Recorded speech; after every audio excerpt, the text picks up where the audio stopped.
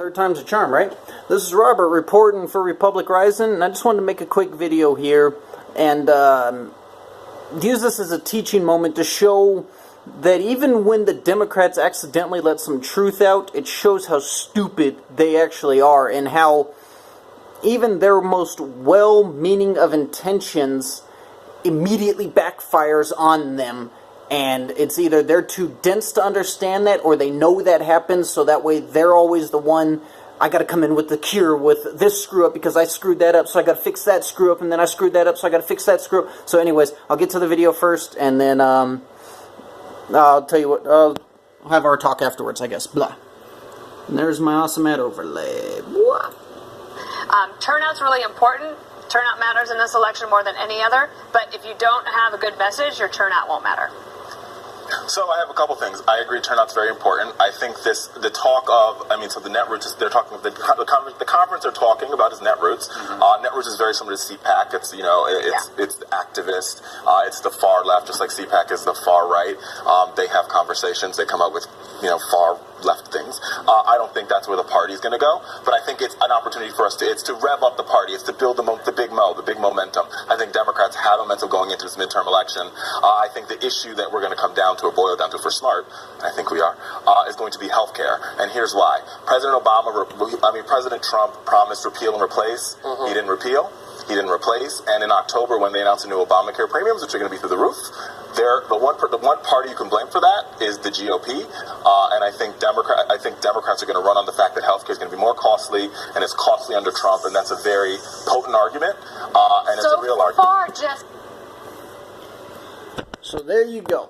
And I wanted to give you the whole clip of what he said there, so you can't say that I took anything out of context right there. Because what he just said right there, Richard, whatever your name is, I'm terrible with names. But what he said is the Democratic platform for this election cycle should be as follows. Obamacare is so bad and it's getting so obvious people hate it and don't want it, and Obamacare prices are about to soar, the premiums are about to go up again. And now remember, obviously it's Obamacare. It was something that the Democrats shoved down our throats. Nancy Pelosi's infamous words, you can read it once you pass it. They shoved this down our throat. It is now backfiring immensely on us within just a couple years, like every economist said it was going to. And now they're saying their message needs to be, well, the Republicans said that they could fix this leviathan of an issue. This healthcare bill that they put in is a bill that spread its tentacles into so many different areas and facets, not only of our everyday life, but of political life and financial life, basically connecting our healthcare system with the IRS and all that, basically merging them. That because Republicans have not been able to fix it with the most staunch opposition our country has seen in a long-ass time, where Democrats are doing absolutely nothing to help Republicans. Let me repeat that. Democrats are doing absolutely nothing to help Republicans. So the only way it can get fixed is it's got to be like a 100% Republican vote, because you ain't going to get any Democrat votes. So they're saying, well, even though we're not going to give you any votes, we're not going to help you at all. You said you could fix this problem. Even though it took Obama 8 years to get it in, you couldn't fix it within a few months and all that. It's your fault.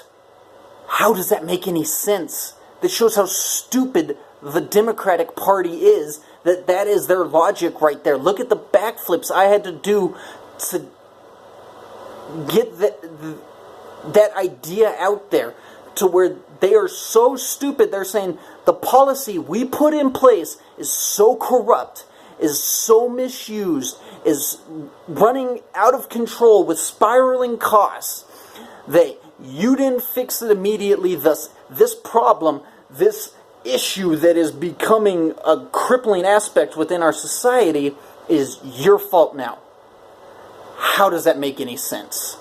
That is one of the dumbest things I've ever heard a liberal say, yet at the very same time, it was a Democrat actually admitting the truth, that we put forth something we knew was going to fail horribly.